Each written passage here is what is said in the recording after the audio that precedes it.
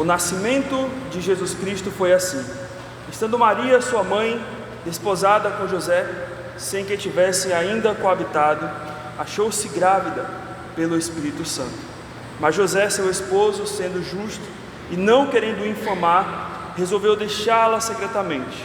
Enquanto ponderava nessas coisas, eis que lhe apareceu em sonho um anjo do Senhor, dizendo: José, filho de Davi, não tem mais receber Maria, tua esposa, porque o que nela foi gerado é do Espírito Santo.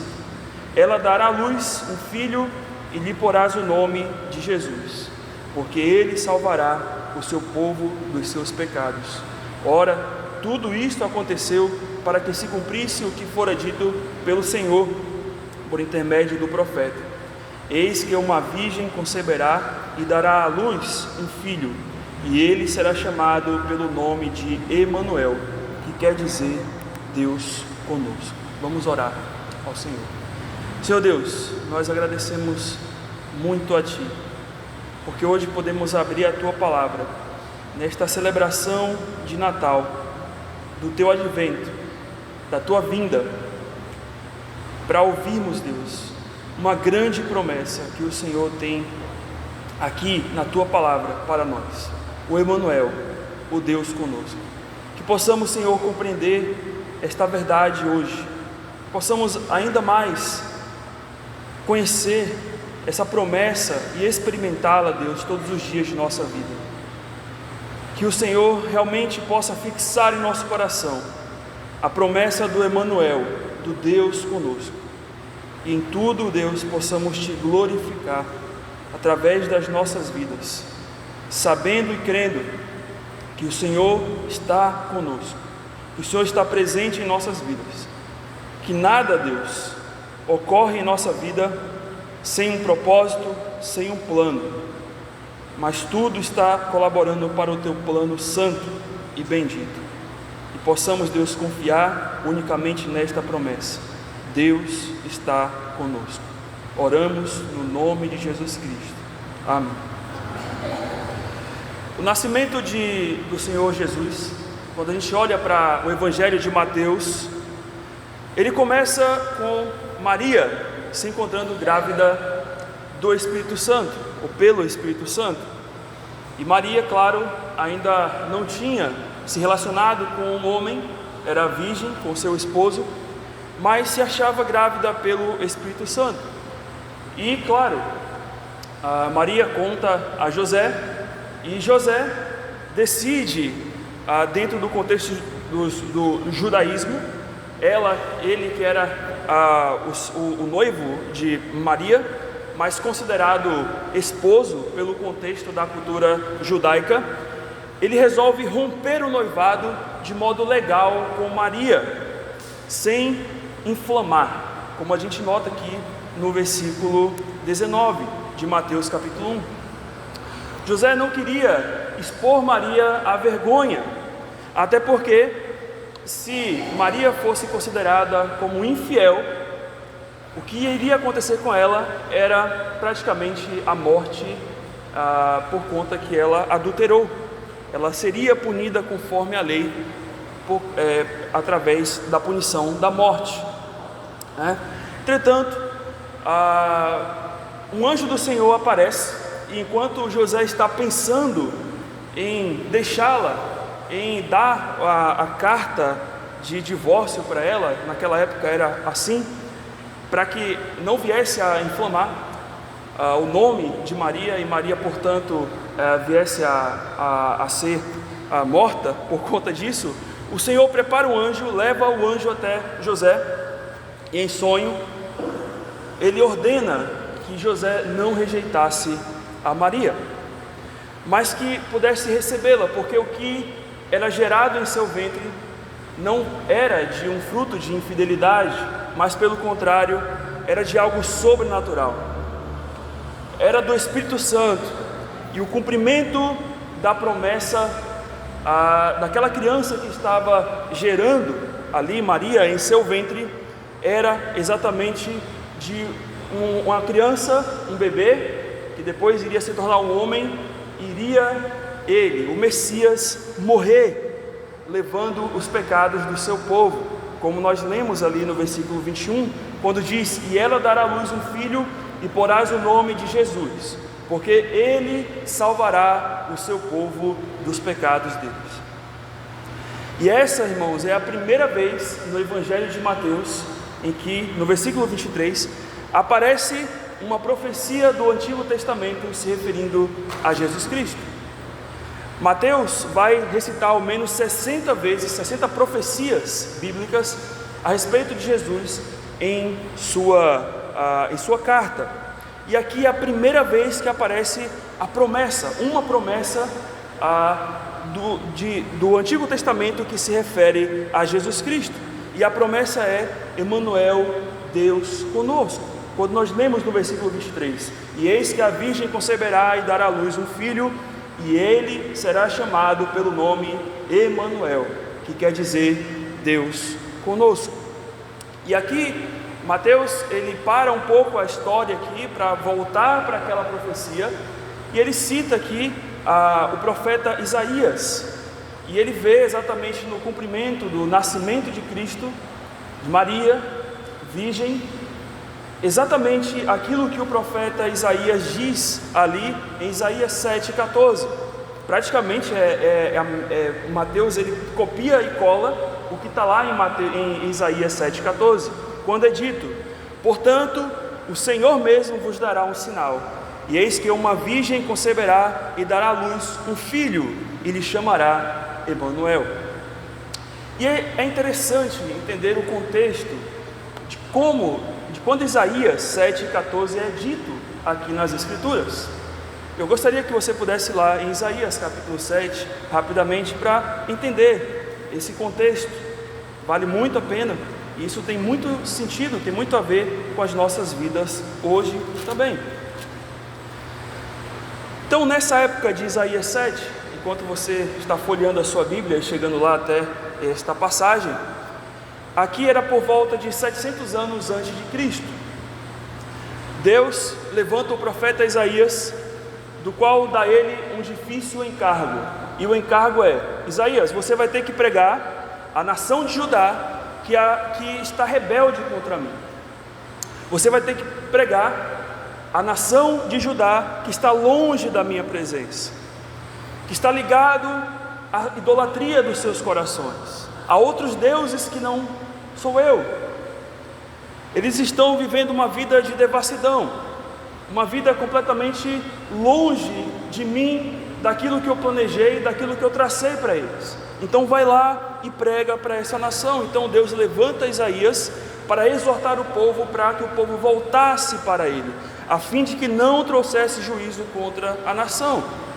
Só que o que acontece? A nação não se arrepende. O Senhor envia, portanto, conforme Deuteronômio 28, ele já havia dito que se eles andassem distantes do Senhor, Deus traria juízo para o povo e, portanto, traz as nações vizinhas para que pudessem entrar até Israel e matar o povo e saquear as coisas do povo e tomar as terras do povo. Ok? Então, no meio dessa tensão, nós chegamos aqui exatamente no capítulo 7 de Isaías, do qual aqui o contexto, o rei Acais, ele acaba descobrindo que há uma trama contra o reino de Judá. Naquela época já Israel era dividido, existia o reino do norte e o reino do sul. O reino do sul era Judá e o reino do norte, praticamente as 10 tribos restantes, tirando Judá e Benjamim, que ficaram unidas no reino do sul. E a gente nota que então o rei Acais, ele sabe que vai haver uma invasão que vem dos sírios, certo? E os sírios estão juntos com os da tribo de Efraim, que eram seus irmãos. Então imagine, né? Um irmão chama um outro lá, um estranho, para poder unir forças contra o outro irmão. Uma coisa bem tensa. Então eles estão sofrendo isso e ele sabe exatamente que virá uma invasão dos sírios com os efraimitas. E aí é dito em Isaías 7, versículos 1 e 2: sucedeu nos dias de Acais, filho de Jotão, filho de Uzias, rei de Judá, que Rezim, rei da Síria, e Peca, filho de Remaías, rei de Israel, subiram a Jerusalém para pelejarem contra ela, porém não prevaleceram contra ela. Deu-se aviso à casa de Davi: a Síria está aliada com Efraim. Então note, já havia tido um ataque, e agora parece que a coisa não sucedeu bem, e eles estão tentando um novo ataque ali contra Israel. Então Israel estava cercado por inimigos, até mesmo dentre a sua própria família. E aí é dito na continuação do versículo 2, que é dito o seguinte: que então ficou agitado o coração de Acais e o coração do povo, como se agitam as árvores do bosque com o vento. Logicamente, imagine você nessa situação. Se a gente tem medo, quando alguém já vem para perto, encosta do nosso lado, já pensa que vai nos assaltar, alguma coisa assim, ou qualquer outro tipo de medo comum dessa vida. Imagine quando alguém declara guerra contra você e fala assim: olha, eu vou te procurar e eu vou te matar, e eu vou destruir o seu povo, eu vou destruir a sua família.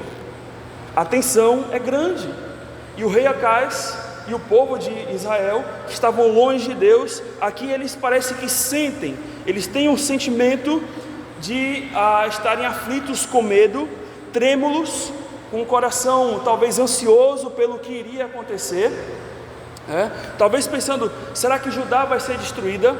Será que a promessa de Deus a Davi, de que haveria um rei sempre no trono, vai ser desfeita porque eu vou morrer? Talvez o Acais estava pensando isso, certo?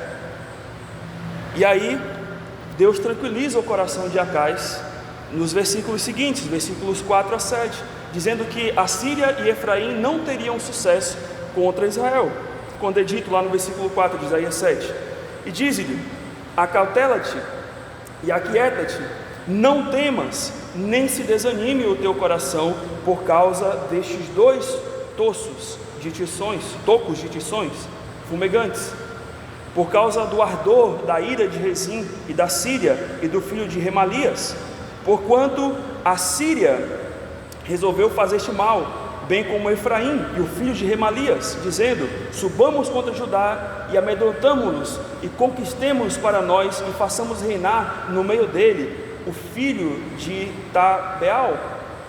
Assim diz o Senhor Deus: isto não subsistirá, nem tampouco acontecerá.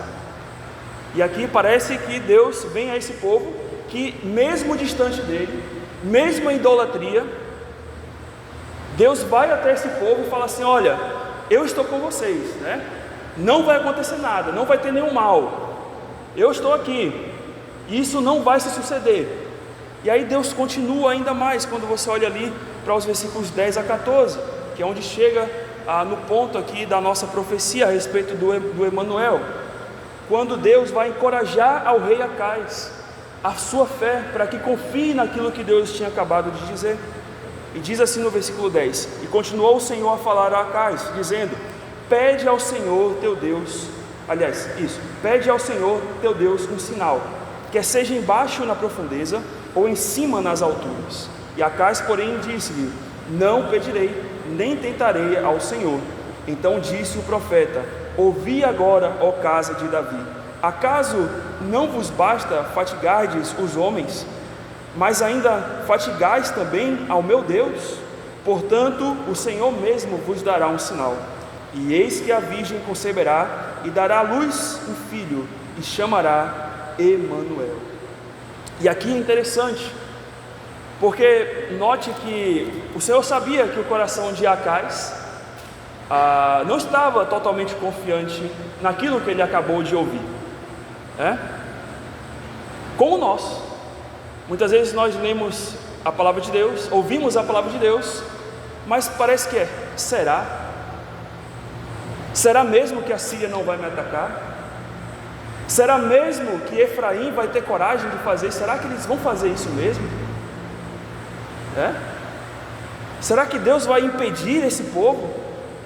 Será que Deus vai tirar esse povo da nossa frente? E nós somos exatamente iguais ao rei Acais. E Deus, sabendo disso, vai dar um sinal para ele. Vai anunciar aqui uma profecia. E a profecia exatamente está no versículo 14. Note que Acais, ele nem queria esse sinal, né? Ele falou, eu não preciso de um sinal. E aí Deus fala, não, mesmo que você não queira, eu vou dar. Eu vou dizer, o sinal é que uma virgem conceberá e dará à luz um filho, e chamará Emanuel. E aí, aqui há algo bem interessante que a gente pode compreender, como esse sinal, que parece não ter sentido. Eu estou prestes a ser atacado por inimigos, e Deus me dá o sinal de que uma virgem vai dar luz a um filho. O que tem a ver isso? Senhor, o sinal que eu queria é assim, mostra o futuro para eu ver os sírios mortos, os efraítas mortos, para eu ver que eu vencerei a guerra.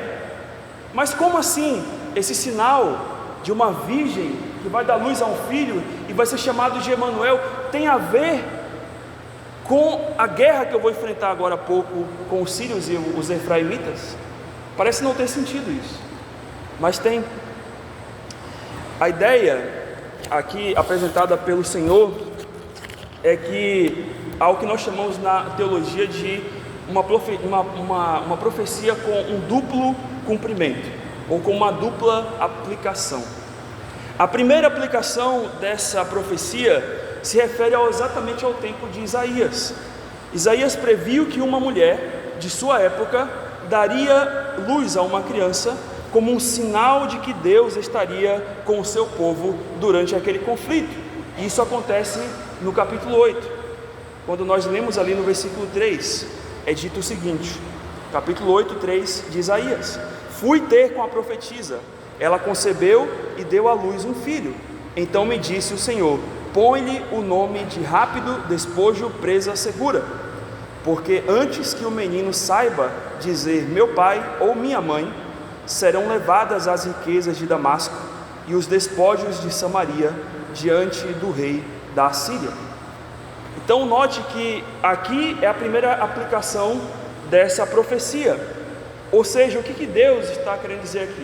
Ele está querendo dizer que uma mulher, aqui chamada de a profetisa, que diz respeito a porque o filho que ela estava gerando era fruto de uma profecia, é dito que essa criança, ela não deixaria de se tornar vamos dizer assim, esse bebê, ele não deixaria de ser bebê, ou de vir a uma idade em que ele pudesse falar, sem que os sírios e os efraimitas, que aqui é representado por Samaria, viessem a cair nas mãos dos assírios, que era um outro povo. Então a ideia é que, olha, esse bebê ele vai nascer, e antes desse bebê falar papai e mamãe, os sírios e os efraimitas, eles serão exterminados. Então vocês não precisarão temer. Ele é o sinal, e vocês vão ver que o que eu estou falando é a verdade. É isso que Deus estava querendo dizer para eles. Mas a segunda aplicação, se remete ao tempo futuro, que é a aplicação principal, que é vista no nascimento do Senhor Jesus Cristo, e é cumprida quando está lá em Mateus 1:23, dizendo que Ele era o Emanuel, que Ele era a criança que iria nascer dessa virgem. E ali é dito, o menino vos nasceu, e vocês conhecem depois Isaías 9, ele é o príncipe da paz e tudo mais. Então todas essas profecias aqui, elas têm essa aplicação para Cristo lá no futuro. E note que essa é uma interpretação que se chama de tipológica. O que é isso? Quando há uma profecia e ela se aplica tanto a um tempo presente como a um tempo que vai ser no futuro. Isso ocorre muito na Bíblia, e a própria Bíblia ela diz isso, ela aponta para esse lado. Ou seja, a criança nascida nos tempos de Isaías era um sinal, ou um tipo, ou uma ilustração da criança que nasceria nos tempos futuros, lá com Maria e José, que era o próprio Senhor Jesus Cristo. Aqui até esse ponto nós entendemos o contexto da profecia. O que liga Mateus 1:23 e todas as promessas e profecias que são citadas ali em Mateus e nos Evangelhos ao Antigo Testamento? Isso aqui é apenas um contexto, Mas o que de fato a gente aprende aqui? O que de fato, qual a lição que aprendemos até este exato momento? Que seja no tempo de Judá, lá do rei Acais, em que o povo estava distante de Deus e das suas idolatrias, e com seus corações aflitos pelos inimigos e por conta dos seus próprios pecados, ou seja nos dias de Maria, da qual também o povo de Israel estava numa religiosidade cega, numa religiosidade legalista e sob o jugo dos romanos, que eram seus inimigos, ou seja no nosso tempo, no tempo presente, onde enfrentamos um declínio espiritual em nossas igrejas, onde os cristãos estão enfraquecidos na fé, numa sociedade pós-moderna, aonde parece não haver mais verdade, porque todo mundo diz, olha, a minha verdade tem a sua verdade, a verdade de cada um, dominados pelo excesso de trabalho ou pelas vaidades do mundo apresentadas nas redes sociais, presos aos problemas emocionais e de identidade como cristãos, individualistas e por muitas vezes orgulhosos para enfrentar os nossos pecados e distantes das Escrituras, numa época em que as Escrituras estão aí abertas para todos e à disposição de quem quiser ler e estudar, obstinados a fazer a vontade de Deus. Esse mesmo Deus lá do tempo de Acais, esse mesmo Deus lá do tempo de Maria e José, esse mesmo Deus no tempo de hoje diz a mesma promessa: Emanuel, eu estou convosco. Aí você poderia pensar, meu Deus, se eu fosse Deus, eu nunca ia fazer isso, porque todas as gerações pecam contra mim. Em sua justiça Deus poderia eliminar todas de uma vez. Mas esse Deus é tão misericordioso, e esse Deus é tão maravilhoso, que mudam-se os cenários, que mudam-se as pessoas, que mudam-se as eras, e as pessoas fazem o mesmo problema, pecam e pecam contra Deus. Mas esse Deus, Ele fala e diz: eu estou convosco. Compreende o amor de Deus? Compreende o quão profunda é esta promessa? Você compreende que quando Deus fala Emanuel, Deus conosco, Ele não está falando qualquer coisa? Porque se não fosse Emanuel, Deus conosco, se o Senhor não dissesse isso, as nossas vidas estavam arruinadas. Mas Ele mantém a sua promessa até hoje, e Ele diz: eu estou convosco. Isso tem um peso grande, irmãos. Isso deve fazer a gente estremecer. Isso deve fazer a gente parar e analisar o que eu tenho feito da minha vida.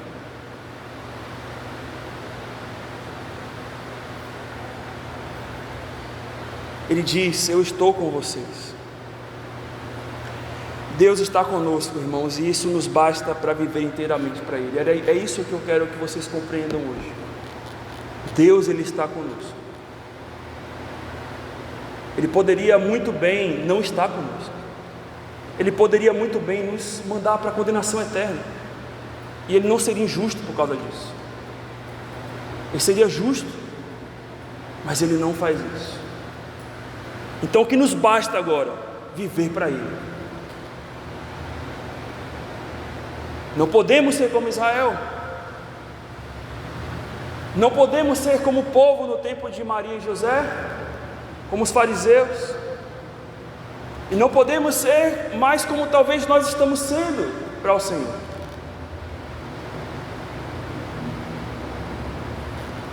Porque temos essa promessa grandiosa, e eu gostaria exatamente hoje de mostrar como essa promessa do Emanuel, do Deus conosco, deve nos levar a viver uma vida inteiramente para Ele. Eu gostaria de compartilhar 3 verdades contidas nessa promessa do Emanuel, Deus conosco. A primeira é que há poder no nome Emanuel. A primeira é observando, lendo e entendendo o que é o nome Emanuel. O que é o nome Emanuel que é descrito aqui na palavra de Deus, tanto em Isaías 7:14 como também em Mateus 1:23. A palavra Emanuel vem da junção de duas palavras hebraicas, a palavra El, ok? E a palavra Imano, obviamente, né? Então a palavra El quer dizer Deus Altíssimo, Deus forte, Deus poderoso. Não significa apenas Deus. Às vezes a gente, de forma simples, a gente fala que El é Deus, mas não é isso. O sentido é muito mais profundo. É um Deus que é forte, é um Deus que é grande, é um Deus que é poderoso, certo? E a palavra Imano significa, é uma preposição que representa com, entre, dentre, por, ao lado, né? Ela representa tudo isso: entre, com, dentre, por, ao lado. Então, se a gente pega esse significado e une, né, a palavra El com a palavra Imano, significa dizer que o poderoso Deus está com, entre, dentre e ao nosso lado. É muito maior do que o sentido Deus conosco, né? Claro, Deus conosco já é algo profundo, mas a ideia da palavra é exatamente essa: é que Deus está à nossa volta, Deus está Deus está ao lado, acima. A palavra Emanuel não implica numa presença, claro, literal de Deus, mas numa presença ativa, como o Deus que nos ajuda, que nos dá assistência, promovendo e preservando a nossa vida. Então você acordou hoje por causa do Emanuel. Você só veio até aqui hoje andando, ou de carro, ou bem com as suas pernas e com a sua mente, por causa do Emanuel. A semana que você passou toda foi por causa do Emanuel. Porque se não fosse a presença do Deus conosco, essa presença ativa, você e eu não estaríamos aqui. Compreende isso? Compreende como é profundo e como tem poder o nome Emanuel? Tem grande poder. E embora que Salmo 139 não apresente lá a palavra Emanuel, mas Salmo 139 representa muito bem o sentido dessa palavra. Abre lá, no Salmo 139.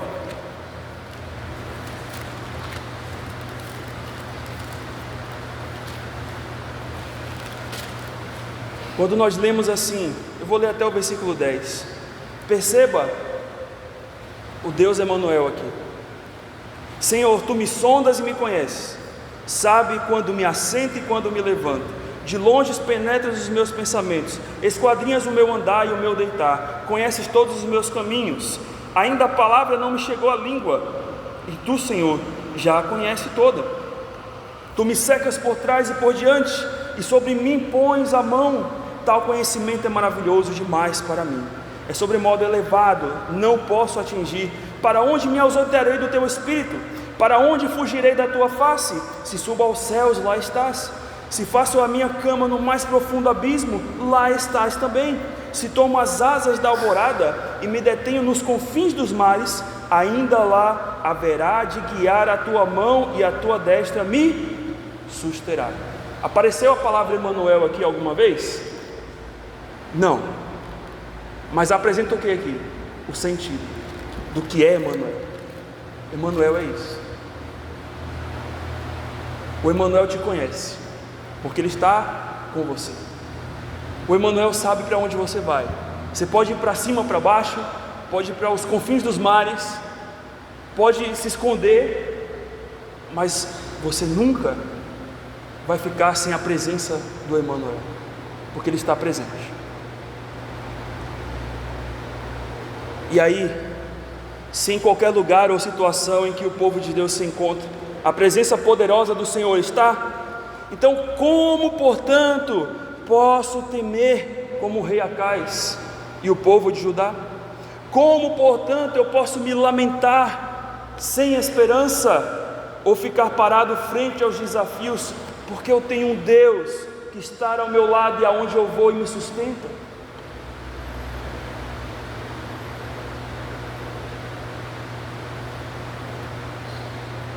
Portanto, irmãos, há poder no nome Emanuel. Seu sentido não é meramente poético no texto, mas a promessa de que Deus intervirá e agirá poderosamente no meio do seu povo. Nos basta crer. É isso que nos basta. Crer nesse Emanuel. Josué 1:9. Ali também está Emanuel. Quando nós lemos: não te mandei eu, ser forte e corajoso, não temas nem te espantes. Por quê? Porque o Senhor é contigo por onde quer que andares. O Senhor ia com o povo. Isaías 7,14 nem tinha ocorrido ainda, mas lá em Josué 1:9, Emanuel estava lá.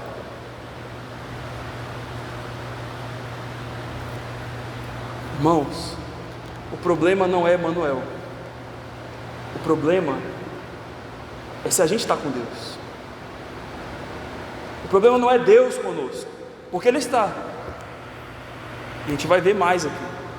Mas o problema é: será que você está com Deus?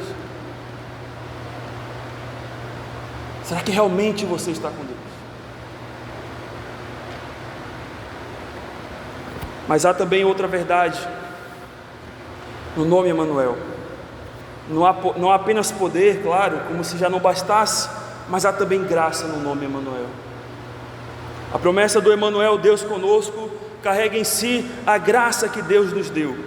Pois lá em Romanos 3, 23 e 24, nos é dito: pois todos pecaram e carecem, e essa palavra carecem em algumas versões estão afastados, destituídos da glória de Deus. Nós, como homens, mulheres também, claro, como raça humana, nós nascemos em pecado. E Romanos 3,23 retrata o que nós somos. Nós somos pecadores diante de Deus. Nós estamos distantes da graça de Deus. É preciso que alguém nos leve e nos mostre quem é Deus, porque por nossas próprias forças nós nunca iríamos buscar a Deus. Por isso que é preciso um pastor chato toda vez, para te pregar e falar sobre o seu pecado. Porque você se esquece, porque como um pecador você passa por cima da vontade de Deus. Você transgride a lei de Deus. Mas esse Deus é gracioso. Ele é gracioso porque, embora que estávamos separados completamente de Deus por conta dos nossos pecados, sem qualquer comunhão, apesar da queda, apesar de Deus realmente ter o direito de nos lançar em juízo, mas Deus não faz isso. Mas Deus, Ele quis estar conosco. Ele quis estar conosco. Você entende isso? Não foi você que pediu a Deus: vem para cá, A gente cantou na música: vem Jesus habitar comigo. Mas se não é Deus agindo, para que eu pudesse dizer isso, eu não queria dizer isso. Ele que quis. Ele veio até você. João 1,14 nos é dito que o Verbo se fez carne e habitou entre nós. E sabe qual é o significado da palavra habitar ali? É a palavra tabernacular, ou seja, acampar, residir. Quando o Senhor Ele vem até nós, Ele não vem no sentido só de: olha, estou de visita, viu? É 3 horinhas aqui, eu já vou embora. Só para um cafezinho. Mas quando o Senhor vem, Ele vem para habitar conosco, para estar conosco, para residir conosco. Com certeza você tem a sua casa, você mora com a sua família, Você mora com os seus entes queridos. Mas se você é um cristão, você tem que entender: na minha casa não tem só eu, a minha esposa e o Asaf, mas também há Cristo presente. E muitas vezes nós esquecemos que Cristo reside conosco. Quantas vezes, E às vezes a gente esconde as coisas das pessoas, achando que também vamos esconder de Deus. E dá errado, né? Então esse Deus, Ele nos chama para a sua comunhão, mesmo sendo pecadores terríveis e alheios à sua vontade, quando Ele diz lá em Romanos 5, 1 e 2: justificados, pois, mediante a fé, temos paz com Deus. E quando é dito paz com Deus, está se referindo a uma paz que gera vínculo. Não é só uma paz de resolver um problema, eu estou em paz e você está em paz e vai cada um para o seu canto agora. Não, mas a paz com Deus diz respeito à comunhão. Através de Jesus Cristo nós temos essa comunhão com Deus. Nós temos esse nós não temos só a paz de Deus que as pessoas querem, né? As pessoas querem a paz de Deus, quer que Deus dê uma paz para elas, mas não há paz de Deus se não existe paz com Deus. Tem pessoas que querem isso, eu quero viver em paz, então ora para mim, ora para que Deus possa me dar paz. Mas entenda, você não pode ter a paz de Deus se você não está em paz com Deus. E somente em Cristo Jesus podemos ter essa paz.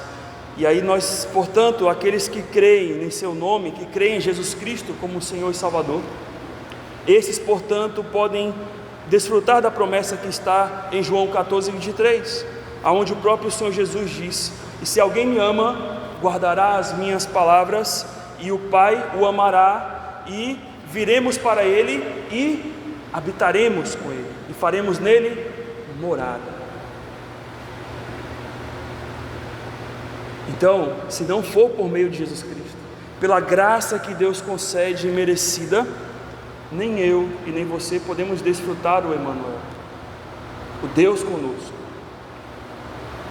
Se você não crê em Jesus Cristo, se você não tem a sua vida, como a palavra de Deus diz aqui, que ama Cristo e que guarda a sua palavra. E o guardar a sua palavra não é cumprir um programa de leis, e não é isso, não é ser religioso, mas o guardar a palavra é viver em conformidade à vida de Jesus Cristo, viver em conformidade a esse Evangelho que te chama em Cristo.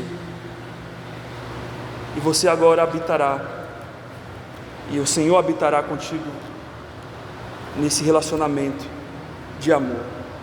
Graciosamente o Emmanuel, Deus conosco, quis habitar no coração do pecador, que não merecia nada além da condenação eterna.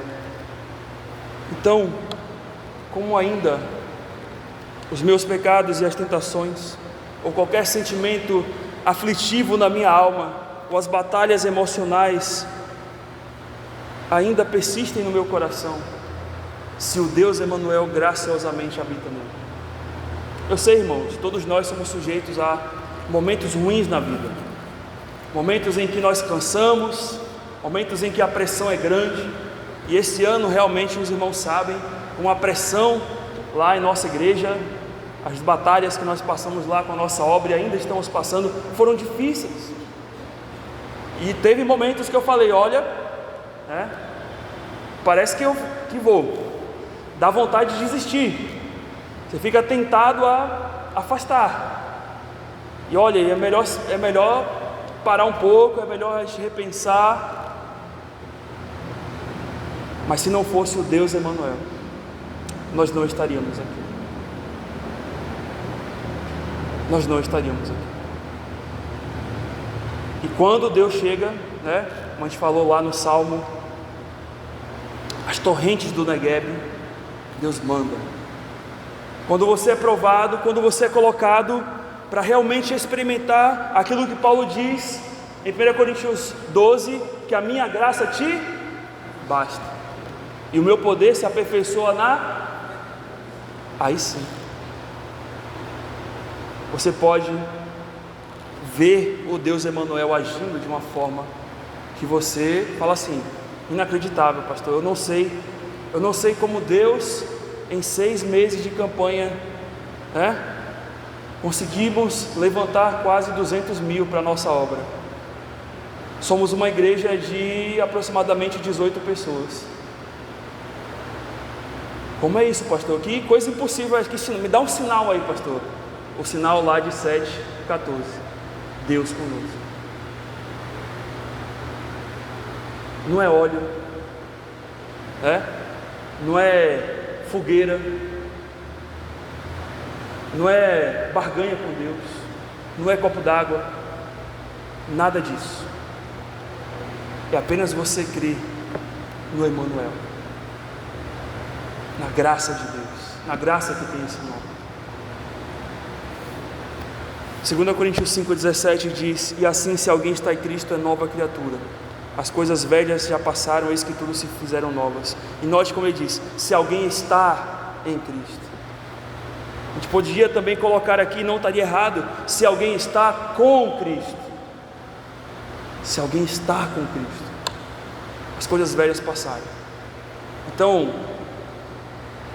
joga fora, vai trabalhando o coração, coloca-se diante de Deus. Deus está contigo, não tema.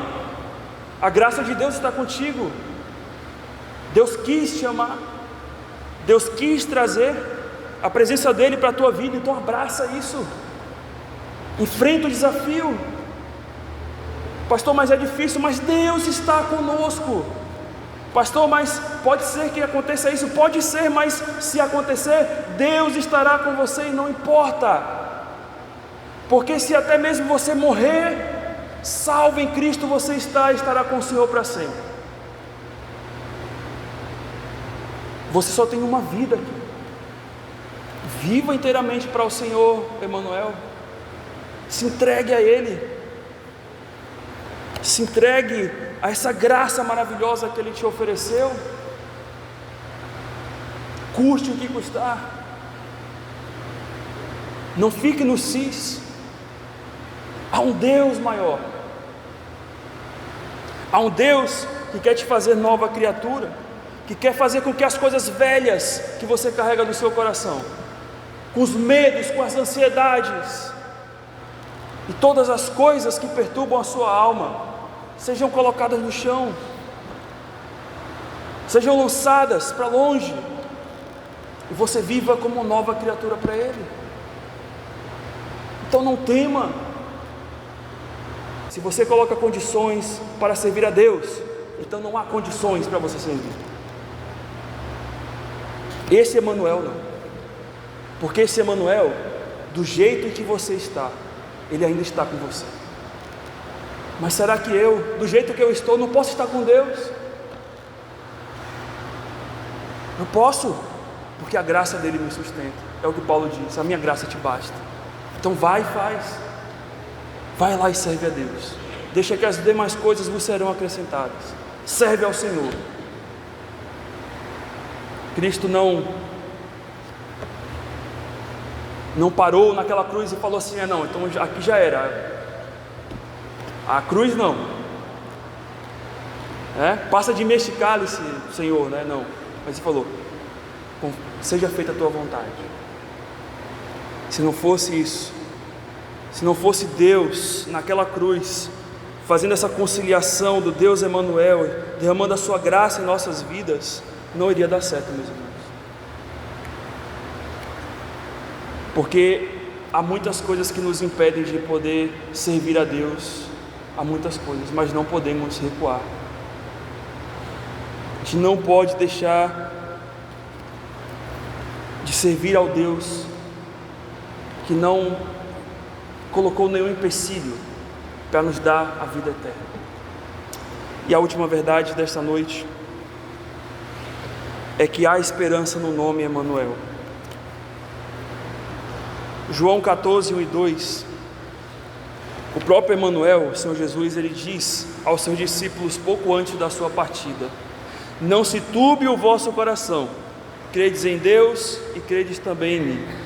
Na casa de meu Pai há muitas moradas. Se assim não fora, eu vou-lo teria dito, pois vou preparar-vos lugar. E quando eu for e vos preparar lugar, voltarei e vos receberei para mim mesmo, para que onde eu estou, estejais vós também. Há a palavra Emanuel aqui? Não. Mas há o sentido? Há. Qual o propósito de Deus, de Cristo? eu vou até a cruz, eu vou fazer o sacrifício para preparar lugar para vocês, para que onde eu esteja, vocês estejam também. Então aqui nós lemos que há esperança no nome Emanuel, de que um dia, apesar de habitarmos nesse mundo terrível, tenso, difícil, politicamente, economicamente, em termos de segurança e tudo que você pode imaginar aí, ligando o seu televisor e vendo de problema que tem o Brasil, apesar de você viver neste mundo terrível, cheio de guerras, você tem a presença, a promessa de que você vai habitar presencialmente com o Senhor. Se é maravilhoso esse momento que estamos passando com Ele, já salvos, comparado à nossa vida antes de Cristo, imagina quando nos encontrarmos com Ele no céu. Aí é indescritível, não temos nem ideia. E depois que Ele passa a cruz, lá em Mateus 28, 20, o Senhor, Ele lembra Isaías 14, 7 a nós, quando Ele diz lá em Mateus 28, 20: e eis que Emanuel, eis que estou convosco todos os dias, até a consumação dos séculos. Note como a promessa do Emanuel, ela só é replicada, certo? Ela só é replicada, por quê? Porque é isso que nós precisamos, irmãos. O Senhor Jesus, Ele quer que aprendamos. Aí alguém já disse, olha, quando a palavra de Deus fala uma vez, é para fazer, né? Quando fala duas, né? É para a gente estar mais atento, mas quando fala três, aí você tem que realmente ter prudência, né? Mas e quando a palavra de Deus fala mais de, 100 vezes sobre o Deus Emanuel? Se você fizer uma pesquisa, vai dar mais do que isso. Os versículos que falam sobre que Deus está conosco, que a presença de Deus está no meio do seu povo. Você percebe que é isso que Deus quer que aprendamos, que mesmo antes da chegada aos céus, há esperança na presença de Cristo hoje em nossa vida, e até o fim. E essa promessa é imutável, porque nada pode tirar essa esperança das nossas vidas. Romanos 8, versículos 35 a 39 diz: quem nos separará do amor de Cristo? Será tribulação, angústia ou perseguição ou fome, nudez, perigo ou espada? Como está escrito, por amor de ti somos entregues à morte o dia todo, fomos considerados como ovelhas para o matadouro. Em todas as coisas, porém, somos mais que vencedores, por meio daquele que nos amou, porque eu estou bem certo de que nem a morte, nem a vida, nem anjos, nem principados, nem coisas do presente, nem do porvir, nem poderes, nem altura, nem profundidade, poderá nos separar do amor de Deus. E aqui não está a palavra Emanuel, mas está a promessa de que nada pode tirar o Deus conosco. E temos outras passagens.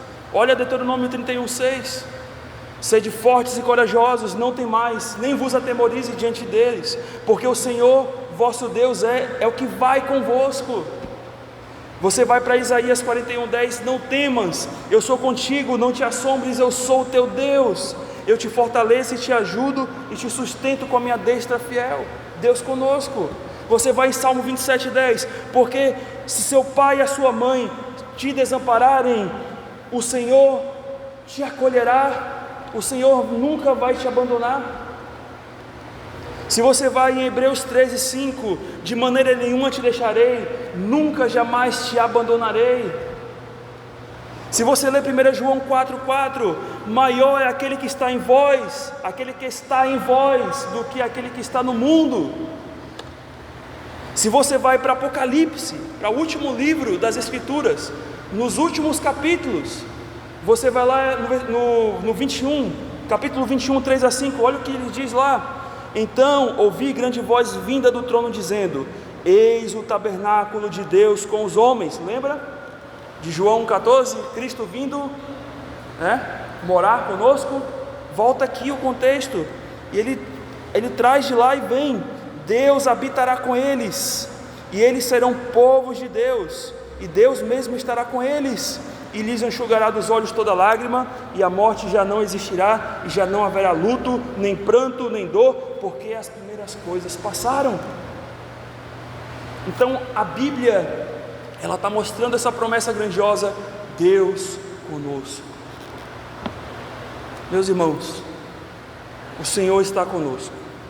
Esse Deus que é poderoso, gracioso, que nos deu essa esperança quando não tínhamos qualquer direito de tê-la, Ele está conosco. Então, se nada pode nos separar de Deus, do amor de Deus, como eu ainda posso andar como se Deus não estivesse do meu lado? Essa é a pergunta. Olha quantas promessas. Como eu posso viver uma vida como se esse Deus grandioso não estivesse comigo? Triste. Onde está o problema? Na promessa? Não. Com toda certeza, não está na promessa, não está em entender a promessa. Vocês entenderam muito bem a mensagem. Talvez vocês já sabiam disso. Pastor, o que o senhor já pregou, o que o senhor falou hoje, eu já sei de qual, pastor. O senhor fala assim, recita para mim todos os versículos, eu recito, mas isso não basta. Não basta saber, é preciso viver essa promessa.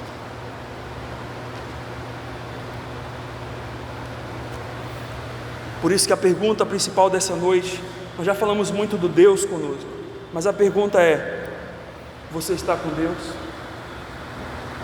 Você tem vivido na presença de Deus? 2024 está terminando. Eu não sei como foi a sua vida.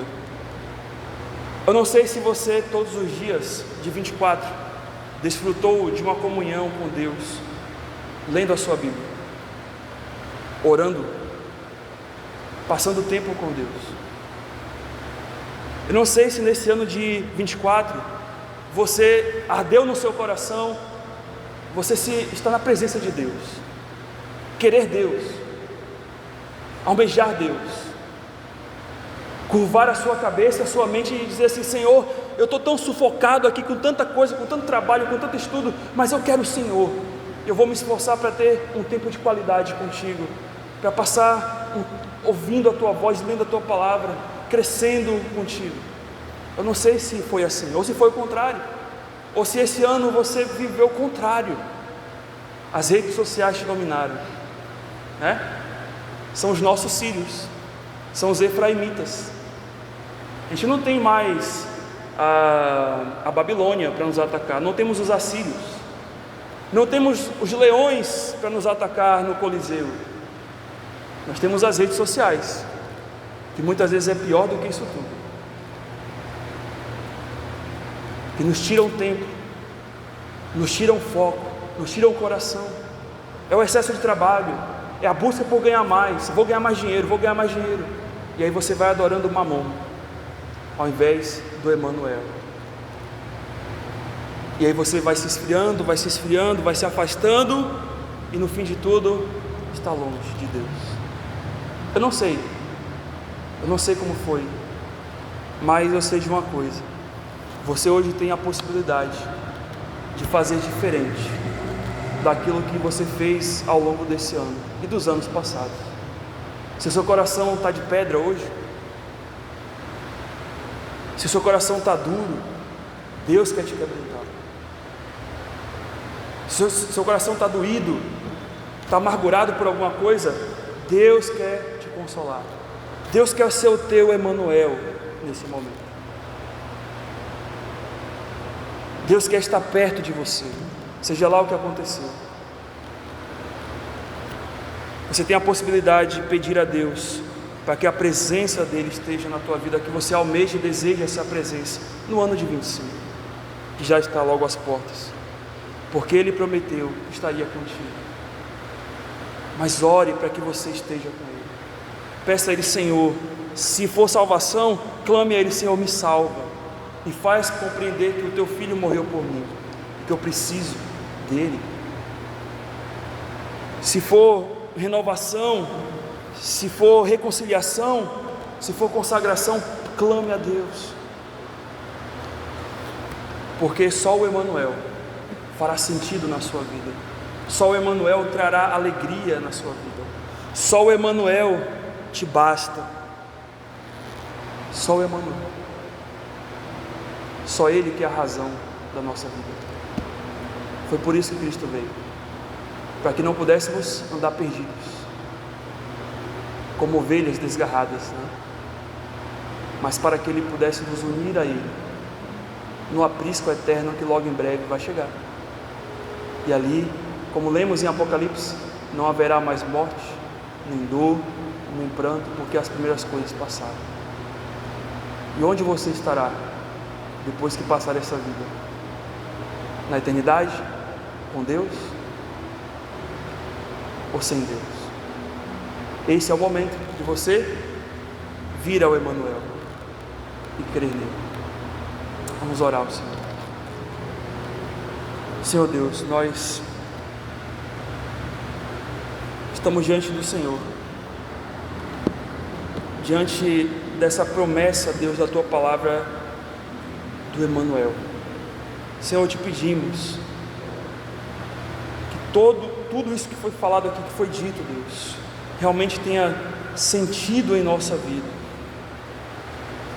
que não venhamos apenas a saber que o Senhor está conosco, mas a experimentar dessa presença, a vivê-la, Deus, todos os dias de nossa vida, principalmente, Deus, nesse mundo tão terrível que tende a esfriar o nosso coração, a nos desanimar, a nos enfraquecer. Senhor, por isso seja com cada um que está aqui. O Senhor conhece o coração de cada um, mas o Senhor pode reerguer, o Senhor pode levantar com a Tua presença, com Deus Emanuel. Faz isso, Deus, seja salvação, seja reconciliação, seja consagração, seja o que for, Senhor, que o Senhor esteja presente em cada coração hoje, aqui, no nome de Jesus Cristo. Amém.